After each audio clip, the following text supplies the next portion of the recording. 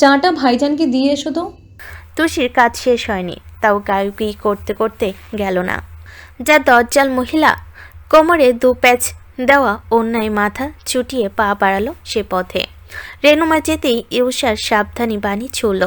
বড় চাচু কিন্তু মেজাজি মানুষ তুষি, একটু সামজে থেকো কেমন? সাবধানে নেয় মাথা নাড়ল ও। তবে ইউষা নিশ্চিত হতে পারল না তুষি কি কথা শোনার মানুষ। তুষি গত কদিনে বাড়িময় এত টুং টুং করে ঘুরছে, মোটামুটি কয়েকটা ঘর ওর আয়ত্তে এখন, তার মাঝে তনিমার কামরাও আছে। সেই তো মেয়েটা সোজা চৌকাঠে এসে দাঁড়ালো। দরজা খোলাই আছে, পর্দা দুপাশে গোটানো।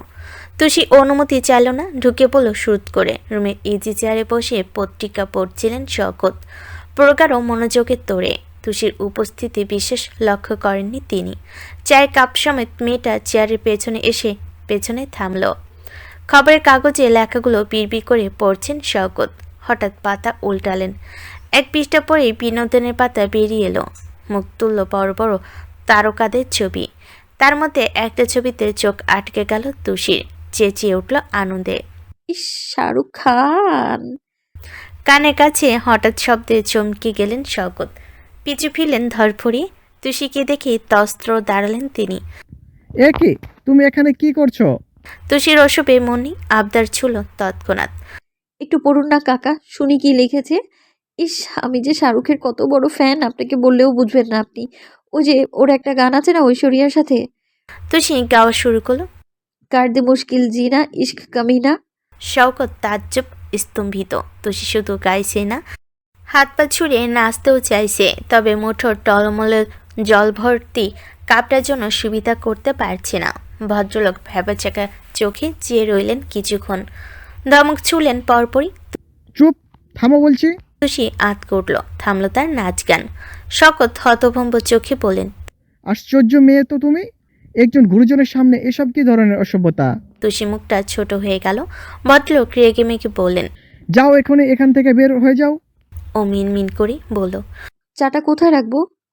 কোথাও রাখতে হবে না, তোমার হাতে আনা চা আমি খাবো না। নিষ্পাপ মনে বলল সে। ওহ, আপনি খাবেন না? তাহলে আমি খেয়ে ফেলি। শওকতের ঠোঁট ফাঁকা হয়ে গেল।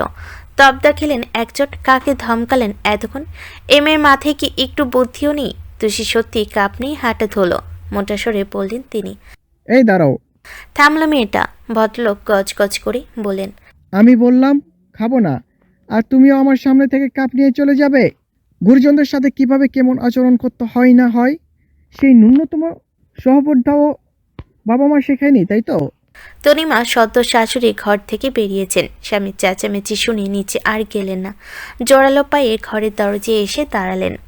তুষির মেজাজ খারাপ হলো। ওকে বলছিল বলুক, বাবা মা টানলো কেন? জবাব দিল মুখের ওপর। না, শিখলে তো আর নিয়ে যেতাম না। আমরা বস্তিতে বড় হওয়া গরিব মানুষ, মুখেও যা মনেও তাই। বড়লোকদের মতো ইনিয়ে বিনিয়ে কথা বলতে পারি না। বললেন নিয়ে যেতে, নিয়ে যাচ্ছি। আপনার মন মাফিক অত ধড়িবাজি করতে পারবো না, বুঝেছেন? শওকত হতচেতন, হতবাক। পরপরই ফেটে পড়লেন রোষে। কি বললে তুমি? তোমার এত বড়? প্রতিমধ্যেই ভেতরে ছুটে এলেন তনিমা। তুষিকে আড়াল করে ওর সামনে এসে থামলেন। বিগড়ে যাও পরিস্থিতি সামাল দিতে বললেন, থাক থাক, ছাড়ো। বাচ্চা মেয়ে কি বলতে কি বলেছে। তুষি, তুমি এখন যাও। তুষি আর কথা বাড়ালো না। খিচড়ে আসা তবিয়তের রাশ টানতে কাপটা টেবিলে রাখলো চুপচাপ। তার প্রস্থান দেখে শওকত কটমটিয়ে উঠলেন। কত বড় সাহস দেখলে, কিভাবে আমার মুখের ওপর আমাকে ধরিবাজ বলে গেল। তনিমা স্বর নরম। আহা, থাক না, বাদ দাও। মেয়েটা অত আদব কায়দা জানে না। বাবা মা নেই, দাদির কাছে কতটুকুই বা শিখেছে বলো। তুমিও বা কেন এইসব বলতে গেলে?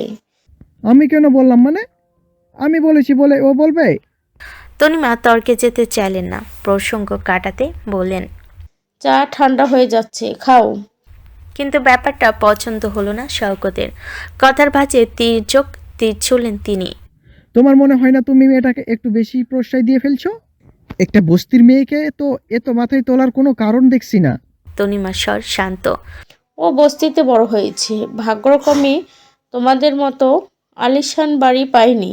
তাই বলে বস্তির মেয়ে ট্যাগটা এভাবে সব সময় ওর সাথে জুড়ে দিও না। এটা তো কারো স্থায়ী পরিচয় হতে পারে না, তাই না? সমাজে অবস্থানের ঠিক থেকেই ছোট হলেই মানুষটাকেও যে খুব ছোট করে দেখতে হবে এটাও কিন্তু ঠিক নয়। শওকত কঠিন গলেই বলেন। যে যা আমি তাকে তাই বলতে শিখেছি। ও এমন কেউ নয় যে ওকে আমার সম্মান দিয়ে কথা বলতে হবে। তনিমা চসূচক শব্দ করলেন, বিরক্তি গিয়ে বললেন। তোমাকে আর নতুন করে কিছু বলার নেই।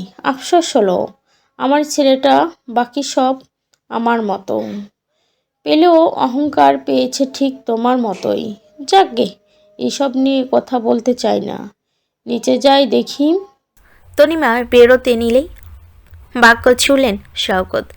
কথা কাটাচ্ছ তনিমা, কথাটাও কিন্তু একটা কথা মনে রেখো, লাই দিয়ে বাদরকে কখনো মাথায় তুলতে নেই, তাহলে একসময় তার চুল ছেড়ে নেই। তনিমার উত্তর এলো সাথে সাথেই। ও বাদর নয়, ও আমার ছেলের বউ।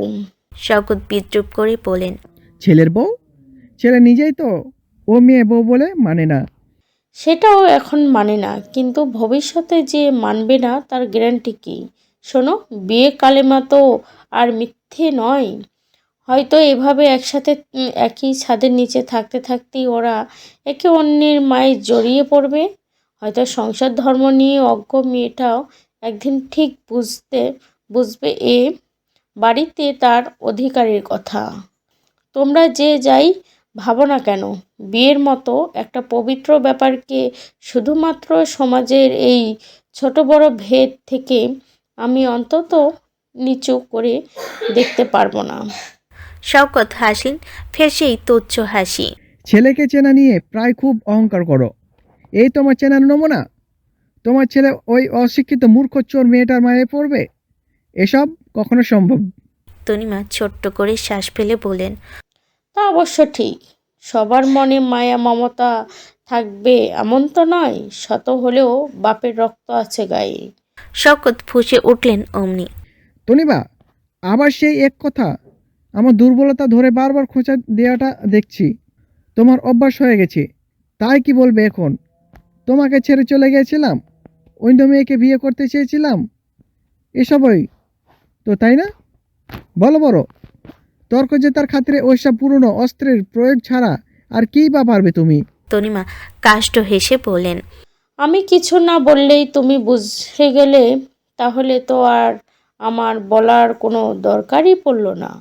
আসলে আমি বলতে চেয়েছিলাম, স্বার্থ ছোট থেকেই দেখেছি ওর বাবা ওর মাকে সম্মান করেনি, তাহলে সেই ছেলে নিজের বউকে কি করে সম্মান করবে বলো? যতই হোক, ছেলেরা তো বাবাকে দেখেই শিখে। ভদ্রলোক আশ্চর্য চোখে বলেন। তুমি তোমার সাথে ওই মেয়েটা তুলনা করছো? ওই মেয়েটা একটা চোর, অমন রাস্তার মেয়ের সাথে নিজে তুলনা করছো তুমি? আমাকে যুক্তিতে হারানোর জন্য নিজেকে অন্তত এত ছোট জায়গায় নামিও না, যেখান থেকে ওর ওঠা না যায়। তনিমার পরিষ্কার উত্তর এলো। আমি কখনো পয়সা দিয়ে মানুষকে বিবেচনা করতে শিখিনি। আমার কাছে সবাই মানুষ, আর নানান পরিস্থিতি সেই মানুষের স্বভাব বিগড়ে যায়। হতে পারে তুষিরের সাথেও এমন কিছু হয়েছে। যাই হোক না কেন, আমি এখন আর ওর অতীত জানতে চাই না। ও আমার স্বার্থের স্ত্রী, আর এটাই এখন ওর একমাত্র পরিচয়। যেদিন মেয়েটা সংসার নিয়ে একটু সিরিয়াস হবে, সেদিন আমি নিজে ওর অধিকার বুঝিয়ে দেব ওকে।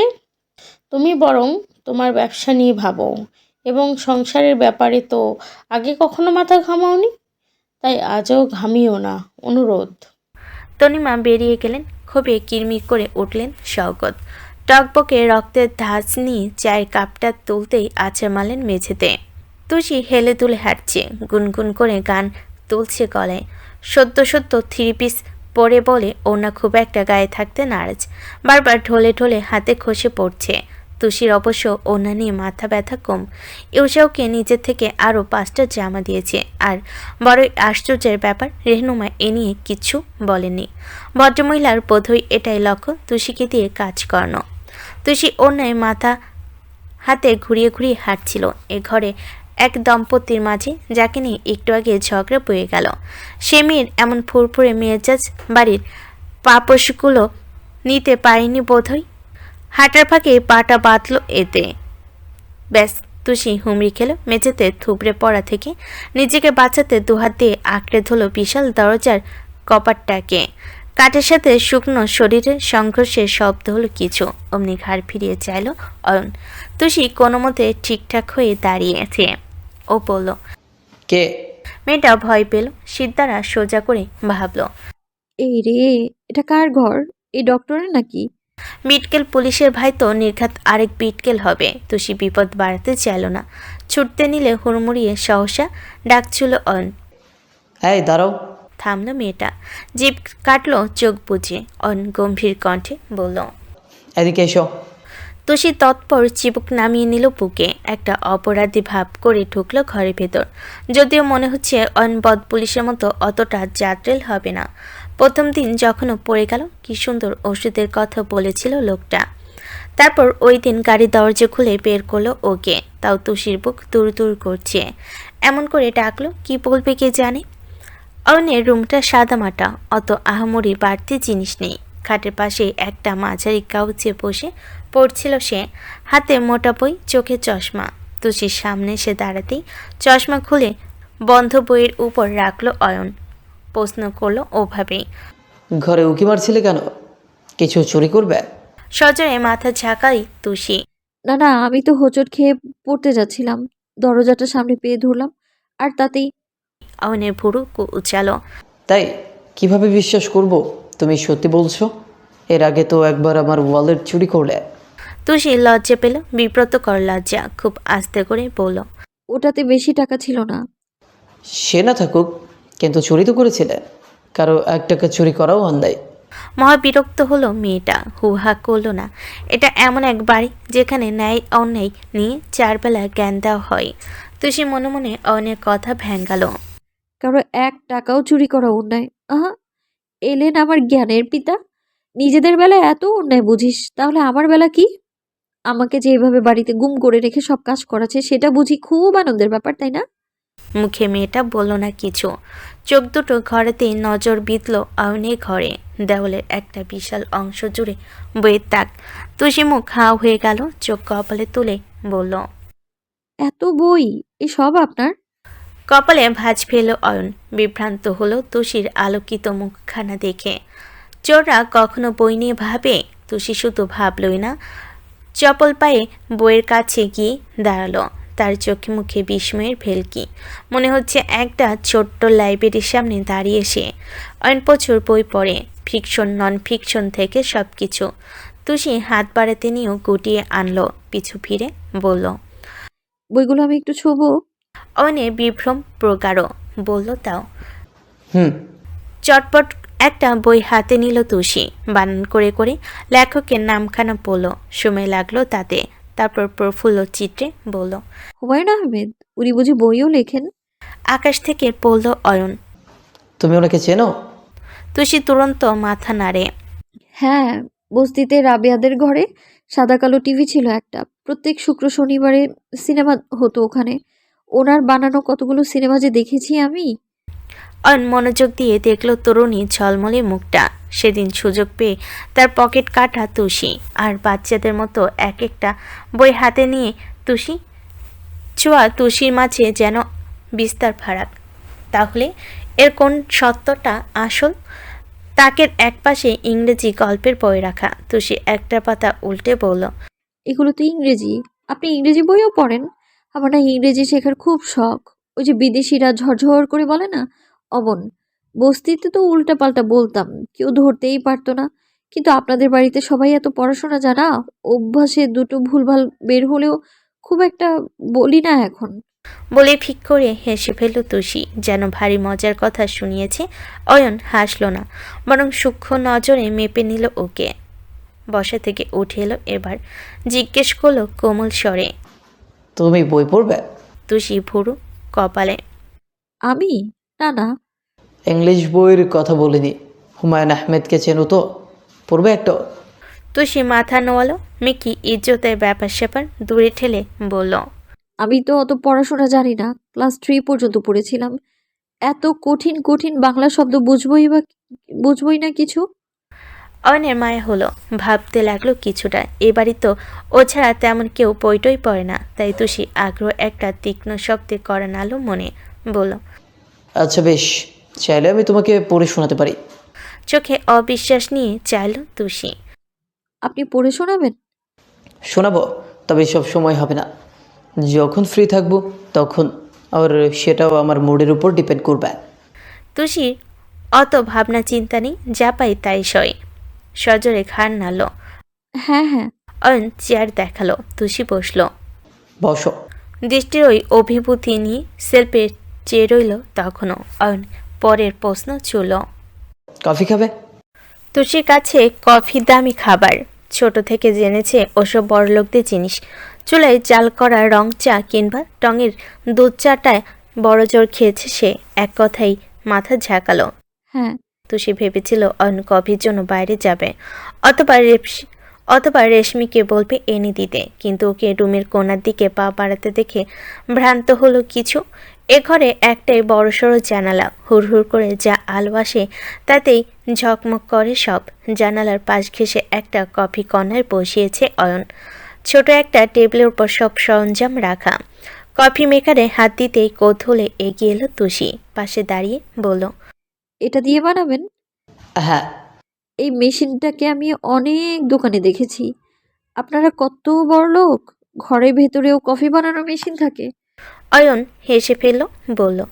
তোমাকে প্রথম দিন আমি যতটা চালাক আর ধূর্ত ভেবেছিলাম, তুমি তার আশেপাশেও নও। পকেট মারতে তোমার হাতটা পাকা হলেও মাথাটা কিন্তু এখনও খুব কাঁচা। তুষি কথার মারপ্যাচ ছাড়াতে গেল না, মন দিয়ে দেখলো মেশিনের সরু ট্যাপ গড়িয়ে কফি পড়ার দৃশ্য। অয়ন খেয়াল করে বলল। এখন বলো না যে এটাও শিখতে চাও। তুষি চোর চোর মুখে তাকালো, কণ্ঠ মৃদু। না মানে কিভাবে বানায় এটা দিয়ে? শ্বাস ফেলে মাথা নাড়ল অয়ন, ফিল্টার হোল্ডার দেখিয়ে বলল। এটা ধরো। তুষি উৎফুল্ল চিত্রে হাত বাড়াতে গেল, ওনার ঝামটা লাগলো পাশের খালি কাপের গায়ে। কাছের তৈরি মগটা উল্টে পড়তে নিলে ঘাবড়ে গেল অয়ন। মার্বেল মেঝেতে পড়লে কাজ নিশ্চিত ভাঙবে, টুকরো টুকরো হয়ে গড়বে এদিক সেদিক। সতর্কতায় ছেলেটা ছিটকে এক পাশ হলো পেছনে, তবে কাপটা মেঝে অবধি পৌঁছালো না। চট করে এক হাত পেতে ধরে ফেলল তুষি, চোখ তুলে অয়নের দিকে চাইল। তারপর ছেলেটার মুখ ভরকে যাওয়ার চাপ বসেছে, গোলচোখে হতবুদ্ধি ভাব। একটু আগেই ওকে বোকা বলা মানুষটার চেহারায় এমন তবদা খাওয়া চিহ্ন দেখে মজা পেল তুষি। খিলখিল করে হেসে উঠল জোরে।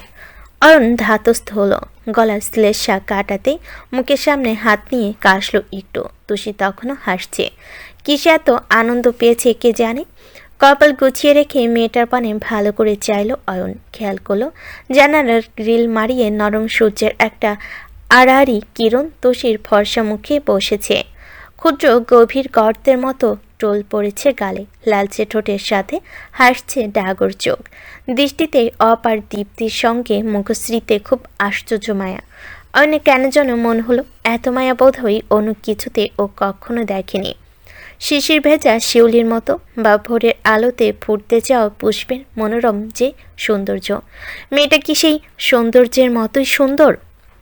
রাত 1টা বাজে বোধহয়। নিস্তব্ধ বাতাবরণ ছুঁয়ে পুকুরে ঘেউ ঘেউ ডাক ভেসে আসছে হাওয়াতে। বাইরে ঘুটঘুটে অন্ধকার, জানালার পর্দা মারিয়ে হুড়মুড় করে আসা ঠান্ডা বাতাস ছুঁয়ে দিচ্ছে ফুলোর। বৃষ্টি হচ্ছে হয়তো। স্টোররুমের ছোট্ট জানালা ভেদ করে বাজের ছিটকে পড়া আলোতে সেইটুকু বুঝতে পারছে তুষি। মেয়েটার চোখে ঘুম নেই, না আছে মনের কোণে একটুখানি শান্তি, অথচ উঠেছিল কাক ভোরে। এতক্ষণে নির্ঘাত ঘুমিয়ে মরে যাওয়ার কথা। তুষির মাথায় দাদির চিন্তা ঘুরছে, একা একা কী করে থাকছে দাদি। খাওয়া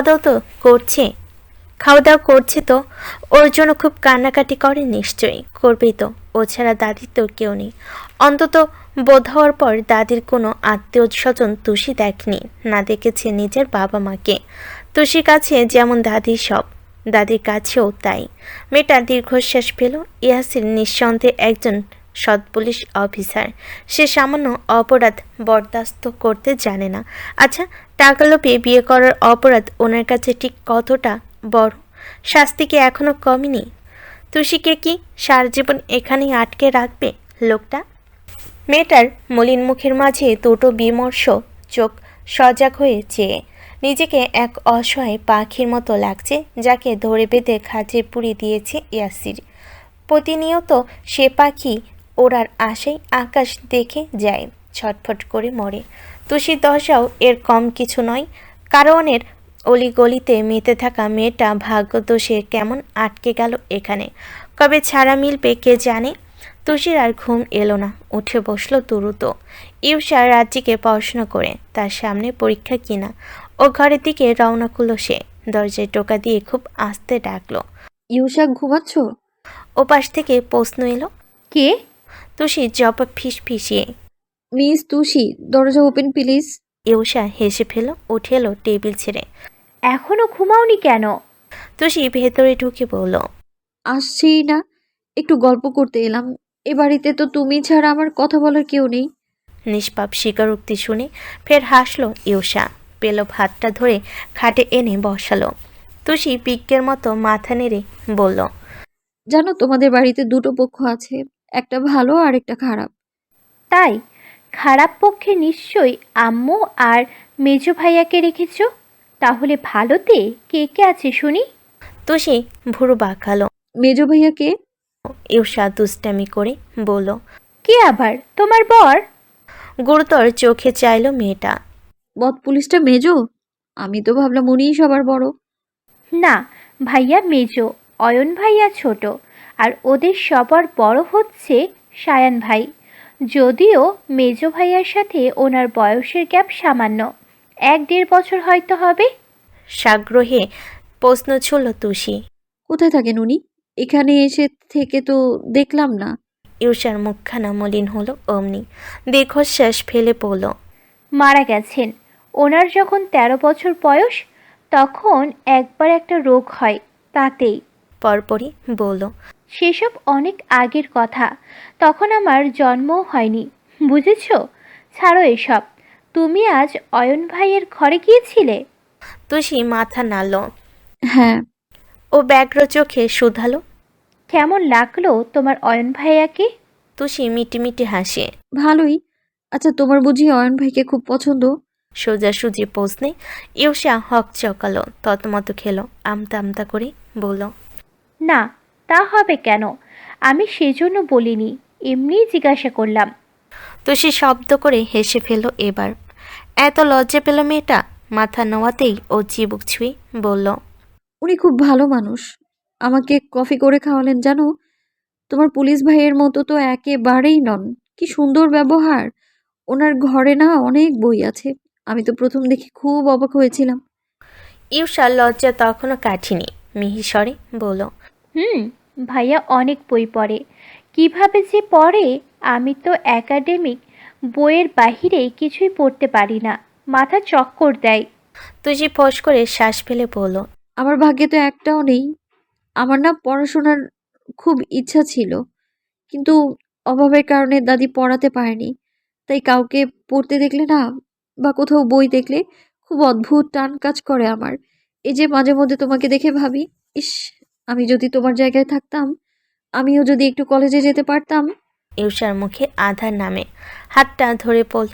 মন খারাপ করো না, তুমি খুব স্বচ্ছ তুষি, একটা আয়নার মতো স্বচ্ছ। পড়াশোনা জেনেও সবাই এত স্বচ্ছ হতে পারে না।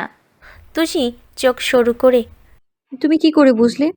জানি না, তবে তোমার প্রতি আমার ভীষণ মায়া কাজ করে। মনে হয় একদম আমার নিজের কেউ। তুষি চোখ সরু করল। তুষি আবার হাসলো, খিলখিল করা মুক্ত বাতাসের মতো হাসি। আমার মতো বস্তির মানুষ তোমার কাছের মানুষ? এসব তোমার মা শুনলে আবার বকা খাবে। ইউষা কিছু বলতে যাচ্ছিল, আচমকা দরজায় টোকা দিল কেউ একজন। আদো ভেজানো দোরের ওপাশেই ইয়াসিরকে দেখে শস্যব্যস্ত দাঁড়িয়ে গেল মেয়েটা। তুষি উল্টো ঘুরে বসেছিল তখন। ইউষার হাবভাব দেখে কৌতূহলে চাইল ঘুরে। পর্বতের মতো শটান দেহের ইয়াসির ঘাবড়ে দিল তাকেও। উঠল ধরফড়িয়ে। ইউষার কণ্ঠ মৃদু। ভাইয়া, কিছু লাগবে? ইয়াসির চৌকাঠে দাঁড়িয়ে তুষিকে দেখে ভেতরে আর এলো না, এমনকি এক পলও চাইল না ওর দিকে। ওভাবেই বলল। তোকে সেদিন একটা ফাইল রাখতে দিয়েছিলাম না? হ্যাঁ হ্যাঁ, লাগবে। নিঃশব্দে ঘাড় নাড়ল সে। তস্ত্র কাপাটের দিকে পা বাড়ালো ইউষা। ঘরে আপাতত পিনপতন নীরবতা, কোথাও কোনো শব্দ নেই। তুষি মনে হলো ওর নিঃশ্বাস বড্ড বেশি ভুসভুস করছে। ইয়াসিরের সামনে শ্বাস নেওয়া দুষ্কর, দম আটকে ঠোঁট টিপে রাখলো তাই। ইউষা ফাইল নিয়ে ছুটে এলো মিনিটে, হাতে দিতেই হাঁটা ধরল ইয়াসির। এক পা এগিয়ে থামলো, ফের বলল মেঘমন্ত্র স্বরে, রাত অনেক হয়েছে, নিশো ঘুমা, অন্যদেরও ঘুমাতে যেতে বল। মেয়েটা বাধ্যের ন্যায় মাথা কাত করলো। আচ্ছা। ইয়াসির চলে গেল। দেহটা নিরুদ্দেশ হতেই ভেঙচি কাটলো তুষি। বিবি করলো মনে মনে, আহা, হুকুম নিয়ে এসেছেন, নিজেও ঘুমা, অন্যকেও ঘুমাতে বল। ঘুমাবো না, নো স্লিপ। তোর কি রে বিটকেল, তুই গিয়ে স্লিপ কর। ইউষা দরজা আটকে পড়ল। ভাইয়াকে দেখলেই আমার অনেক ভয় লাগে। তুষি আবার জায়গায় বসে পড়ল, বলল, লাগবে না? কেমন একটা বাসি রুটির মতো মুখ করে রাখে। তোমার ভাইয়ের মতো এমন দস্যু মার্কা ছেলে আমি কখনোই দেখিনি। আহা, নট সি। একটু গল্প করছিলাম, তাও সহ্য হয়নি। বলে কি না অন্য কেউ ঘুমোতে যেতে বল। হ্যাঁ, ইউষা মাথা নেড়ে হাসলো, প্রসঙ্গ কাটাতে বলল, আচ্ছা, তুমি সবসময় চুলগুলো এমন কাকের বাসা করে রাখো কেন বলো তো? আঁচড়াতে পারো না? না, আগে দাদি বেঁধে দিত, আমি পারি না, এইসব রং ঢং হয় না আমাকে দিয়ে। আমাকে বললেই তো হয়, আমি আছি কি করতে। ইউষা জট করে চিরুনি নিয়ে এলো, বসলো ওর পেছনে। এত ভালো লাগলো তুষির, হাসলো একটু। পাঞ্চ ক্লিপ খুলে চুলে হাত দিল ইউষা, চিরুনি গলিয়ে বলল, তুষি, সপ্তাহে 2 দিন শ্যাম্পু করবে। চুলে তো একদম জট পাকিয়ে জাতা হয়ে আছে। আমার ওয়াশরুমে শ্যাম্পু থেকে শুরু করে সব আছে, তোমার যা লাগবে নিয়ে নেবে, বুঝছো?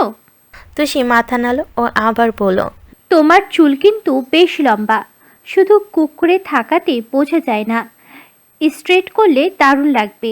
বুঝলো না মেয়েটা। সেটা কি? এই যে আমার চুল এমন। তুষি ঘাড় ফিরিয়ে চাইল। তোমার মতো সুন্দর হবে? হ্যাঁ, করবে তুমি? না, আমি অত টাকা কোথায় পাবো? আরে আমার কাছে তো আছে, আমাকে বাবা প্রতি মাসে হাত খরচ দেয়, আমি ওসব খুব একটা খরচ করি না। দাঁড়াও, আম্মু কাল নানু বাড়ি যাবে, তারপরই তোমাকে পার্লারে নিয়ে যাব। আনন্দে খলবলিয়ে উঠল তুষি। তুমি কত ভালো ইউষা, তোমার মতো এত ভালো মেয়ে আমি কোথাও দেখিনি। তুমিও ভালো আর তোমার ডক্টর মশাইও ভালো, তোমাদের একসঙ্গে খুব মানাবে।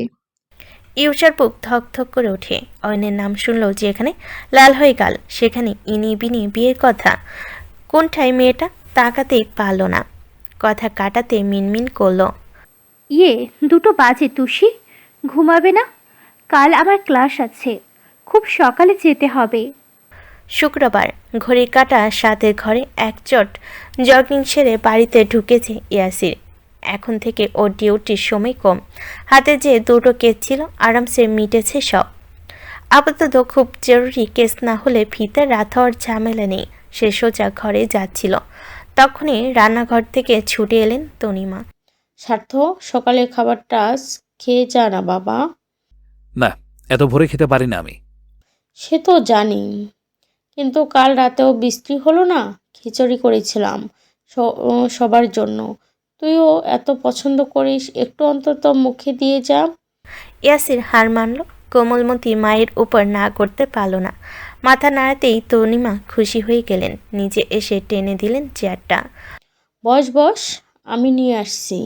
অয়ন পুরোপুরি তৈরি হয়ে নেমেছে, হাতের ভাঁজে অ্যাপ্রন আর গলায় ট্যাটস্থ ঝুলিয়ে দাঁড়ালো এসে। ওকে দেখে অবাক হলো খুব। এ কি, তুমি সকালবেলা টেবিলে ভাইয়া? সূর্য দেখছি পশ্চিমে। বলল ইয়াসিরের শান্ত জবাব। তুই টেনে দক্ষিণে নিয়ে আয়। হেসে ফেল অয়ন, সেই হাসি মুছে গেল তুষিকে দেখতেই। 2 হাতের মাঝে এক গাদা প্লেট বাটি নিয়ে হাজির হয়েছে মেয়েটা। এক পল চেয়েই মুখ ঘুরিয়ে নিল অয়ন, তাকালো না ভুলেও। কাছের ভেজা প্লেটগুলো টিস্যু দিয়ে মুছে মুছে প্রত্যেকটা চেয়ারের সামনে রাখলো তুষি। আজকে হাতটা মোটামুটি পাকা হলো, প্রথম দিন প্রচণ্ড কেঁপেছে। মনে হয়েছে ঠাস করে পড়ে ঠাস করে ভেঙে যাবে সব। ইয়াসিরের সামনে প্লেটটা খুব রয়ে সয়ে রাখলো সে। তনিমা এলেন একটু বাদে। বড় গামলা ভরার খিচুড়ির সাথে কষা মাংস। আস্তে আস্তে ইউষা, মিন্তু, সাইফুল সবে এলো। তনিমা শুধালেন। তোর মা কোথায়? মিন্তু জানালো। রেডি হচ্ছে, বের হবে না। তনিমা সাইফুলকে বলেন। খালাম্মার শরীর কেমন একটু জানিও ভাই। শোনার পর থেকেই বেশ চিন্তা হচ্ছে। মাথা নাড়লেন তিনি।